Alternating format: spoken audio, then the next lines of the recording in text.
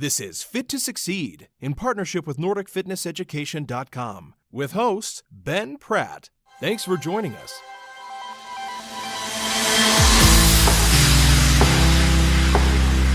Well, I like to look at life as a play. And what script are we playing from? Are we playing from our own script or the script that we could choose to give ourselves? Helping them to understand the power of the thoughts, helping them to understand that it's not just about getting rid of the negative thoughts, but just planting more positive ones, like the weeds in a garden. How do you get rid of those? Well, sometimes it's best just to plant more flowers so that you don't see the weeds as much and they overtake them.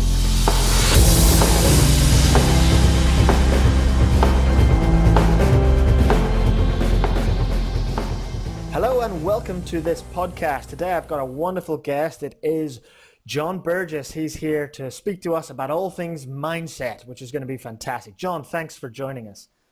It's a pleasure. Thanks for having me on. Oh, I couldn't not have you on, Jon. You've been somebody who we seem to sporadically get in contact with time and time again. And every time I bump into you, I always feel inspired by the things that you're doing and what you're trying to do in our industry. So I'm really looking forward to this conversation. Me too. I'm looking forward to sharing, and it's always great to connect with you, Ben, too. Oh, fantastic. So what I'd like to do is just to help set the scene a little bit. You've been in the industry for quite some time now, Jon, in the health and fitness industry. What was it, or let me rephrase that. Where did your journey begin in the health and fitness industry? Let's go right back. Yeah, well, it's over 20 years now. I know I don't look it. I've kind of aged well, and part testament to what I'm doing. But 20 years ago, I had done a sports studies course, BTEC at the college, and after doing years of kind of schooling and college, then I decided just to get a job in a restaurant within a health club. Right. It was a very exclusive health club in Leamington Spa. It was a standalone, independent, beautiful design building, and it was a posh restaurant that was in there. So I was working in the restaurant, and actually after working in there for about 6 months, one of the gym instructors was leaving, and I'd got to know the manager well. He'd liked my personality, funnily enough, and on the back of talking mindset and personality, etc., saw my attitude, and then decided he wanted me to fill that gap in the gym. And actually, I didn't have a qualification, but they sent me on a course to get qualified as an instructor to start working in the gym. So was that your intention when you started there working in the restaurant, that you were hoping you might be able to move into that environment, or was it just you just kind of let life happen? I just let life happen. Sometimes go with the flow. Yeah, it's like I don't always plan ahead. That could be a better strength of mine, but it's worked well for me so far. Hey, the way so. It certainly has. So when you moved into health and fitness, obviously it was kind of directed from what you've said there by a manager. But what was your motivation when you first realized you really wanted to make your career in that field? I'm driven to help people. I really love people and care for people, and I wanted to make a difference in their lives. And at first that was just from fitness, and then it expanded, as we'll probably talk about, into the more wellness side, nutrition side, and mindset side. So as I learned that actually I want to be the best I can be, then I can teach others how to be the best they can be if they choose to be. I really like that. You've already mentioned the power of example. That if I can get myself somewhere, then I can draw people into that same place, which is fantastic. I also love that you've said there that the thing that motivated you was that you wanted to help others. I attended a European fitness meeting just recently, and in that meeting, they talked about some research they did. And the number one reason why people get into the fitness industry is exactly that, the desire to help people, which you're an example of exactly that. I'm in perfect alignment with the industry. That's good to know 20 years later. Wonderful. Now, you kind of already touched a little bit on this concept of mindset and self-belief. And why do you value the power of self-belief, Jon? Because I've been and learned from some great people who have that same belief about the importance of mindset and attitude. And I've listened to what they've said, and I've actually actioned some of the recommendations that they've said in their courses, in their books, etc. And for me, I just know it works. I have had periods of time where I have been religiously doing my mindset work daily, day in, day out, every morning, and I did it for months on end. And then I've had periods of my life where I stopped for some reason. I don't even know why I stopped, but it might have been for a month or 2 months. Mm-hmm. And then I remind myself, I'm not feeling anywhere near as good as I was when I was doing it. I've even noticed the difference from day to day when I might do it 5 days in a row and then I might miss a day. And I'm like, I'm not feeling as good as I was for those other 5 days. So for me, it boils down to it works. I've tested it. I've tried it. I've found things that work for me. So it's my belief in it that it works, that I want to share with other people and help it work for them. Oh, fantastic. And it's interesting because you have a real belief in the power of self-belief and mindset, which, one could argue, could that be as a result of the placebo effect? Because you believe in it, therefore it works for you. Any thoughts on that? Yeah. And if it is great, it's working still. So I don't mind whether it's a placebo or not. And so we could really delve in and go, well, our thoughts become our words, become our actions. And from whether you listen to Gandhi and what he said that or understand NLP, either way, that's something that's been taught for many years, and that's worked for me too. So I believe in it. Fantastic. I've heard one or two other professionals sort of share similar sentiment that, if some of these things are as a result of placebo, and scientific studies have shown placebo can have an effect up to as much as 20%. Well, if that gives me 20% improvement because I believe in it, that's got to be good. Let's leverage it. So I appreciate that thought process. Now, obviously, there's going to be lots of listeners here. Many of them might be working in the health and fitness industry. How can people energize and strengthen their own belief in their abilities? Now, I've asked the question. I just want to preface it. I should have done that first. The reason I asked that is because I think many people, particularly those who are newish to the health and fitness industry, they struggle a bit in believing that they are worth what they're trying to charge their clients. And so I'm asking you here, how can they energize and strengthen their belief in their own ability? For me, it comes down to education and personal development, those two things. Every time I've gone and studied, I've studied from some great people in the industry. Every time I've gone and learnt from these guys and these leaders, I've come back with more confidence in myself and my knowledge and my abilities, and I've got greater results with people. So keeping up to date with great education is key. Every time I've done that, I've put my prices up, and my prices have gone up, and then I've tried and tested things as well, like selling 12-week packages rather than just 4-week packages, and people have started signing up for the full 12 weeks and paying me thousands of pounds actually to upfront for those 12 weeks. So then they have a greater belief in me and what I'm doing because I do as well. So that's great. The self-development side of things, I've been on some great courses. Anthony Robbins, Unleash the Power, that was a big game changer for me in my own confidence and self-belief. And then just books. I read lots of books on Jack Canfield, I watch videos, I listen to audios. Downloaded an app so I can listen to audio books when I'm traveling in between appointments and meetings, and all of that on a regular, consistent basis has helped me to, I'm trying to remember the question now. Energize and strengthen your belief in your ability. Oh, absolutely. And so so that's from external forces and investing in the books and the courses. But at the same time, I'll work on my own inner game as well, with myself as well, with various practices. I love that you, by the sounds of things, you find ways to utilize your time between key events in your day. That you're leveraging books, you're leveraging audio, you're leveraging video.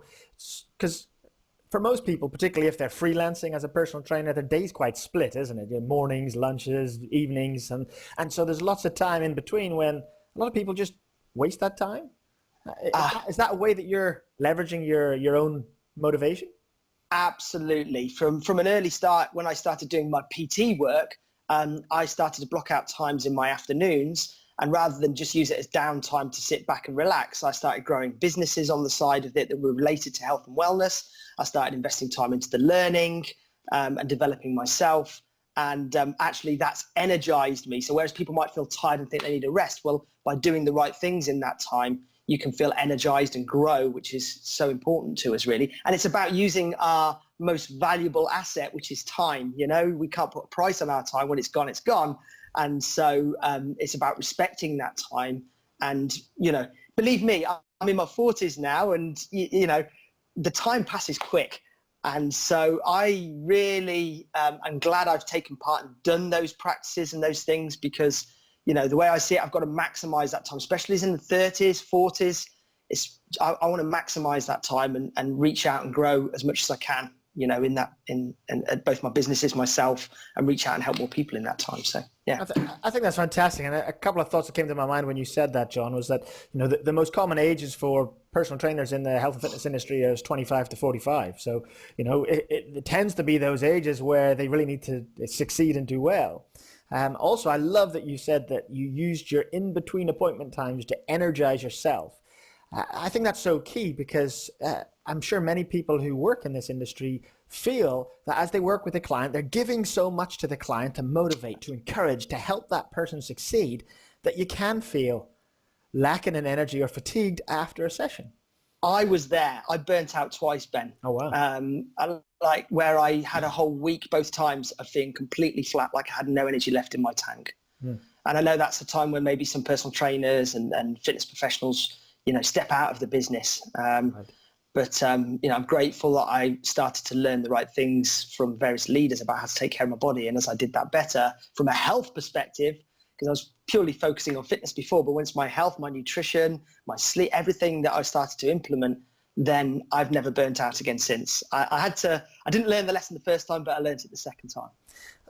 Do you mind if we just discuss that just for a second? So in that second experience where you must have been there thinking, oh, I'm here again. I'm feeling completely flat. I've put so much into my personal training business. Can you think of any particular moment or experience that helped you to shift out of that and to move away from that feeling of rundown? It's a long time ago. And yeah, I don't know a particular moment. I mean, I'm a great believer that nothing lasts forever, whether that's good or whether that's bad, nothing lasts forever. So I probably just had a really, really tough week where things got on the top of me. So what pushed you forward the week after? I don't know. I mean, we are talking like 12 years ago. It's a great question. I can see where you're getting to, but it was 12 years ago, and I don't have that kind of defining moment that in that time that made me say, right, this is it. I've got to go and step forward. I think it was just a matter of me then investing in the right courses, taking on board extra nutrition through healthy nutritional supplements that I was taking, and together all of those things just built my energy back up again. And then I was just on that process of growth, really. I think that. Were you, because I know you're a father, I'm just thinking in the timelines that I'm just wondering, was your wife pregnant at the time? Were you expecting your first daughter? No, it was before then. It's even before that. Before that. And I remember going home in the evenings and weekends, having no energy left. I didn't really want to have much of a conversation because I've been talking all day with clients. So, I was low. There was a level of depression going on there, which looking back, I'd recognize now, but didn't really at the time. So. And you know what? The great thing is here you are. You're now 20 years in the industry. You're 12 years after that event, and you're still going strong. And I think that's really important for fitness professionals to see that you're going to have some ups and downs in your career. And the key is to not get beaten by the downs, that there's going to be more ups and downs. I 100% agree. 100. I'm feeling stronger, more alive and healthier and energized than I've ever felt before, than I was in my 20s, without doubt, both in the sport I play and with the and with my career and my family life as well. So, yeah. And the sport you play, are you a footballer? What is it you do? Oh yeah, I'm still playing football, getting out on a Thursday night and playing with the other 40 and 50 somethings. It's great. It's great. My body feels good. You're in the veteran leagues now, are you? Yeah, that's right. I didn't use those words, but as we're friends, I'll let you.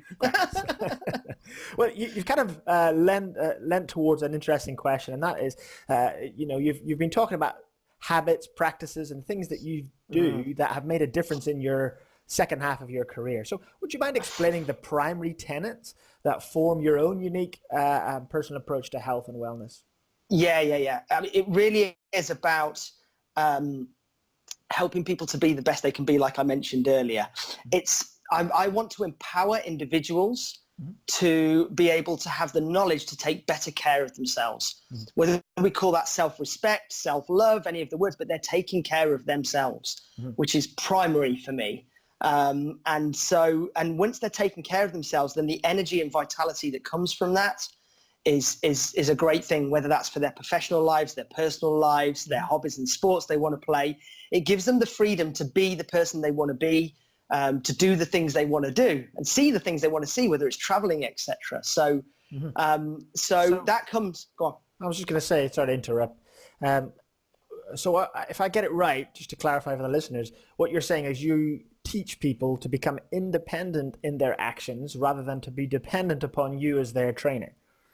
Yeah, I think so, because once people know and what they know and they experience something positive on the back of taking action of what they know, a lot of the time they won't want to go back because their brain knows now what they're doing. And so, that's by taking care of their mind, giving the body the things that it needs and the rest that it needs, the right environment for the body, and to surround ourselves with the right environment to the people, which we can delve into as well if you want to. Yeah, let's discuss that. So let's discuss about how you are going to create the right environment for that person to succeed in terms of their overall wellness, not just fitness. Let's talk about that. Yeah. So do we start mindset? Do we start with the nutrition and the wellness? Well, hold mindset, because we're going to discuss that in a minute. Let's discuss nutrition, health and wellness in that regard. We'll get to the belief stuff in a moment.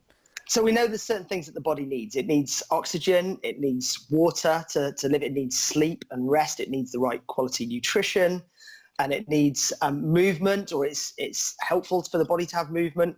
And when all of these things, and it needs to be relaxed, or not all the time, but have a certain balance of relaxation in our lifestyle. So, and when the body, I believe, has got many of those things in place, or all of those things in place, then it can start to thrive. So it's helping to teach people those principles, how to breathe properly, breathe, deeply, diaphragmatic breathing, what the right fluid levels are and why. One of my favorite quotes from one of my teachers, Paul Check, who I know you know, is, are we paying our body the minimum wage? And I really remembered that, and I've shared it so many times, and it speaks volumes to me. Is like, well, let's spend the money we have on the highest quality food we can for ourselves, and then see what we've got left to spend on clothes and travel and cars and hobbies, etc. But doesn't it make sense to spend it on food first and get the best food possible? So. Yeah, I mean, it's a good thought. It is a good thought, because the quality of the food that we eat will, have some bearing on the quality of ourselves, and might actually give us the energy to do all the other things we want to do. So I follow that logic for sure. Yeah. All right. So let's then get into the mindset stuff now, because we've been alluding to it, but haven't really got into it. So can you define what the word mindset means to you? Great question. I'm going to just quickly look at my notes, because when you asked a few of these questions, it gave me a bit of a heads up. It's very thought-provoking and really helpful.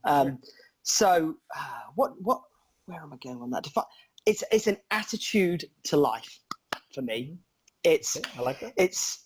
And that attitude determines how we respond to experiences that are going on in the external world.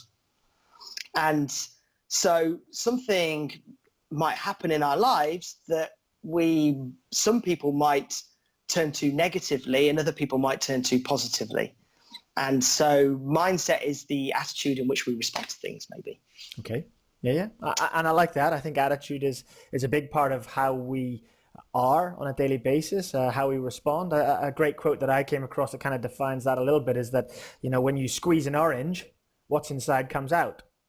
And for me, often our attitude, our approach to life is very much shown at the highest when we're under the greatest pressure. I couldn't agree more. Yeah, I love that. So if you squeeze an orange and something different, lemon juice comes out, there's something wrong. Okay. Yeah. Bitterness, Whereas if good things come out when we're under pressure, that probably says a lot about who we have become. So I think that kind of works with what you're suggesting there about the attitude to life. So what do you think? We can learn a lot from those moments of pressure about ourselves. I totally agree. So why do you think this attitude to life is important? Well, one of my clients, actually, she was really into mindset, and something that she shared with me once was that she said, feeding the mind good thoughts is like feeding the body good nutrition. Mm-hmm. It just works better when you do it. Mm-hmm. And that's resonated with me and stayed with me all of this time. And so people brush our teeth every morning. Yeah, we all do that, and it's important to do, oral hygiene, etc.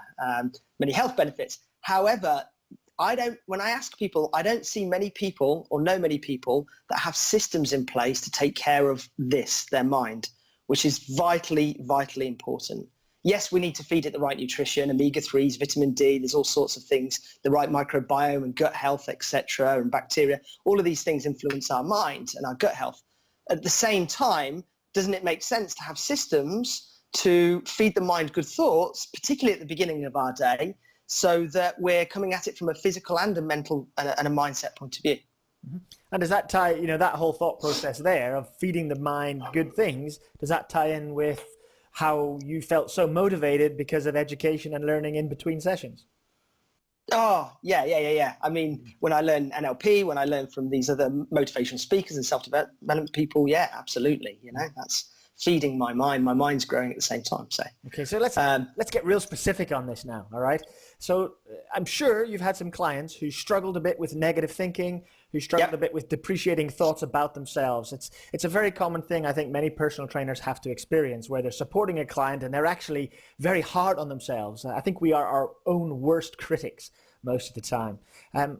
Give me an example of something that you do with your clients to help someone who's in that position to move forward. Yeah, great question. So first of all, it's about explaining to them how influential our thoughts are and what we do, and that they influence our subconscious mind. And the way I put it across to them is that it's like a play and it's like a script that we have. So if you were an actor, what's the first thing you'd be given when they've decided what play to do? Right. You'd be given your role, and then after they've given you your role, what would they then give you? Your script. Your script. And what do you have to go and do with that script? You're going to go learn it. Learn it over and over and over again until it becomes subconscious. Right. And then when you stand on that stage, then it just flows out naturally and easily, and they don't even have to think about the words they're saying because it's just so ingrained in them. Mm-hmm. Okay? Well, I like to look at life as a play. And what script are we playing from? Are we playing from our own script or the script that we could choose to give ourselves? I like that. That's an interesting thought process. You're kind of talking here about sitting back and being reactive or being proactive to life. Yeah. Like some people are running from the scripts from their parents, from their teachers, from the work colleagues, when actually, well, why don't we choose our own script and go, well, if I could write a script for myself, who would I want to be? What would I want to think? And then because every day is like a blank page if you wanted to treat it that way. And what script do I want to run from? So I start my mornings with my own script saying, this is who I am. This is what I'm about. This is what I do. This is what I love. This is what I'm grateful for, etc. And then guess what happens on my days? Some amazing things happen. And I genuinely have very positive, enjoyable days. And I put it down to my script. And so you've kind of indicated there that something that you do is setting your script up, or your intention, I suppose is another word we could use, for the day. Absolutely. Early in the morning. Yeah. Is that correct? Yeah, that's right. I have a bunch of affirmations. I mean, one of the courses I went on and learned from a guy called Chip Richards years ago, and he brought my attention to the powers of the words even, I am. And whatever precedes those becomes a strong belief of who we are. Like, I am this. That's a powerful belief. So every morning I'm focusing on who I am, I'm joyful, I'm fun, I'm healthy, I'm happy, I'm inspired, I'm inspiring, I'm calm, I'm confident, I'm blessed, whatever it is that we want to add to the words I am. You can see how easily it's coming off my head because I just have a lot of the time the same things, the same routine, the same script, because I know it works for me. Okay. Some different stuff can come in too if I'm feeling particularly creative. I like that. And, again, you're trying to use the power of positive affirmation to influence the way you feel at the start of your day to bless your day. However, let's go back to that example of the client who's in a negative mindset. It's very easy for someone to sit there in the morning to use the I am affirmation. I am strong. But actually it just feels false because they know they're not that, or that's how they feel. And how do we help them to get from a place of believing in what they're saying enough for it to have an effect, rather than just saying something but not feeling it inside? So yeah, it's a good question. So just the understanding that it's good to start adding some good thoughts in, and that actually to give it time, that it's not just suddenly one day they're going to wake up and feel that eureka moment, within a week of doing it, that, it can take a month, a couple of months to really get this ingrained. But even if it's just starting with something more gentle, like just something they're grateful for, and they might be in a tricky scenario where they're not grateful, they're feeling low and they're feeling like the world's against them. But we all have something to be grateful for. So maybe they just need to be inspired to go, well, you might have a roof over your head, there's running water or access to food. We're already in a privileged position compared to a lot of the world. So then it can put things in perspective for them a little bit as well, maybe. So yeah, the gratitude stuff works. Yeah, I can really relate to that, and I appreciate the power of gratitude. Like you said, no matter how tough life can feel, and sometimes we struggle to see the good in our day, if you stop and you truly try to get down to the minutiae detail about what you're actually grateful that you have, particularly as you've suggested, the many things we often take for granted. Yeah. If you stop and start to count those things up, man, I have a house, I have access to food, I have water, and it starts to shift you away from this self-focused, caressing and helping us, limp through a bad period, which is what we often do. We get very insular. So I really appreciate that concept of using gratitude to empower us. That's fantastic. Now, could we switch the focus just a little? So we talked there about how do you help a client. What about if a trainer themselves is going through a period of stagnancy where their business just doesn't seem to be growing despite everything that they're trying to do? What sort of thoughts or advice could you give that person to try and make a difference in their career? Well, it depends on what they've been doing or not doing, but certainly surrounding themselves with the right people. Good. Again, I think I've touched on that earlier, but by surrounding themselves, maybe that means networking and connecting with some new people in their lives, actually looking at who do they know in their industry that's playing the game or further progress further in the industry than they have, and go and pick their brains. A lot of these people are happy to share. So learn from those who are where they want to be. Mm-hmm. That's a great thought. I think it was either Bob Proctor or it was James Arthur Ray who said something on the lines of, I'm paraphrasing here, but they said something on the lines of that you'll never progress beyond your 5 closest friends. Yeah. And so if you look around you and the 5 people you spend the greatest amount of time with are not succeeding in life, there's a chance you're going to struggle to succeed. And so maybe you need to proactively find some people who are beyond where you're at so you can be lifted up to their level. Is that what you're getting at? Absolutely. Ask and find out what their mindset is. Find out what is it, where they look at the world. What is it that they do? And just have fun being around them as well. It doesn't always mean kind of picking their brains, etc. Just be in their space, be in their company. And so what do you suggest then if some people who are a big part of your life don't have that positive mindset? We all have maybe family or friends and people who we actually care for, but they struggle to have that positive mindset, and we're trying to shift ourselves up. What's your thoughts on how we might manage that? Yeah, so it's a really interesting question. And, I think there's an element of get on and do it, and recognize that if they're not there, that, just to let them be who they want to be and let them be there. Mm-hmm. And once we start to progress and grow, then they may be inspired and want to come along and join us, rather than try and make them do something that they may not be ready to do or want to do themselves and progress. So I think when we have friends, we can see that they are progressing beyond where we're at. We may feel uncomfortable because it feels like they're moving away from us, or vice versa. If we're the one moving forward, the friends might feel like you're moving away from them. Any thoughts there? Yeah, absolutely. I've been through it. It's definitely something. Yeah. There's times when, and it was uncomfortable. It was uncomfortable for me. There were friends, and I hope they're probably not watching, they're not in the industry, but there were friends that I've shed along the way that weren't doing me any good. They weren't filling me with confidence. They weren't believing in me like I was believing in me. And so they were keeping me where I was at. And when I started to distance myself from them, then suddenly I was like, well, who are my friends? I'm a bit lonely here. I'm on my own. But then, of course, it created the space for new friends to come in. And those friends that I have now are absolutely the right people who see me for who I am and want to be around me for who I am. So, yeah. Well, that's great that you've been there and had to make those shifts yourself.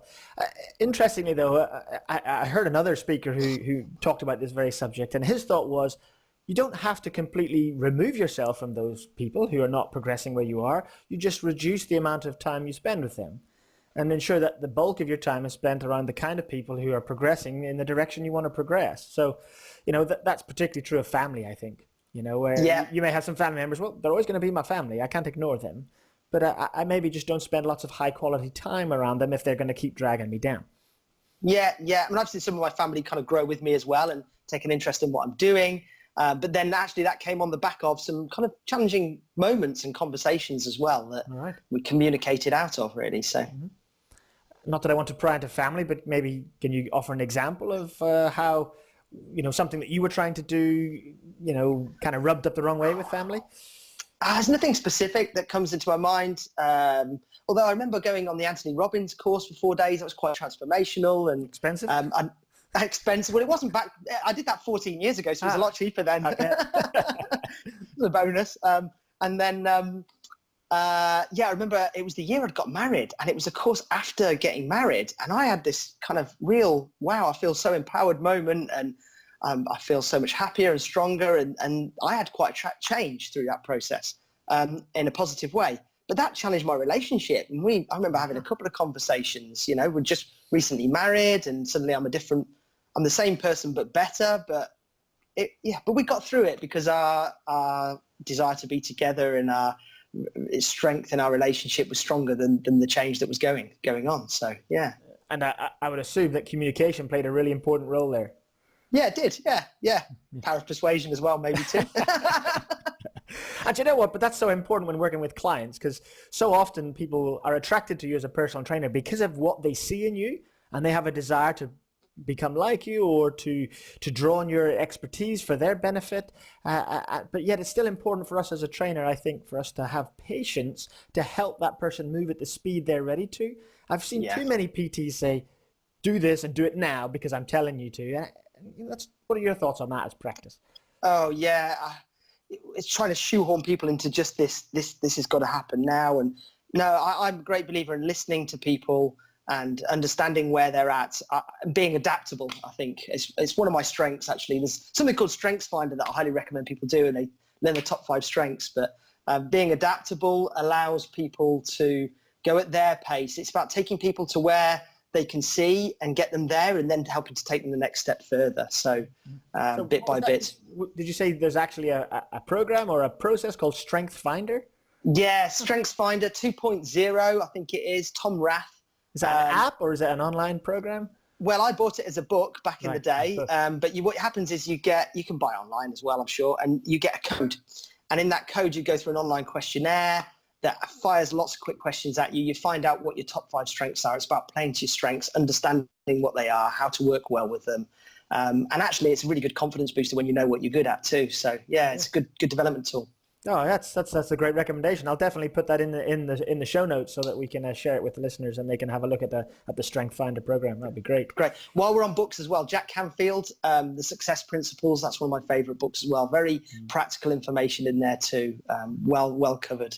So yeah, excellent. It's a book I've had for a long time, and it's been on my to-do read list for ages, and I still haven't read it. Can you believe that?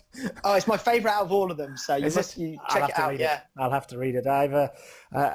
For me, if it's a battle between a book on nutrition or a book on self-help, well, usually the nutrition book wins, I'm afraid. But I've got to get to that one, definitely. Okay, so we're about on time now, Jon. But I wanted to ask you one kind of final question, and that is, if you were given the opportunity to go back 20 years ago to when you first started as an instructor in the health and fitness industry, and you were able to give yourself one piece of advice, what would you tell yourself with the knowledge you have now to that young man starting in the industry?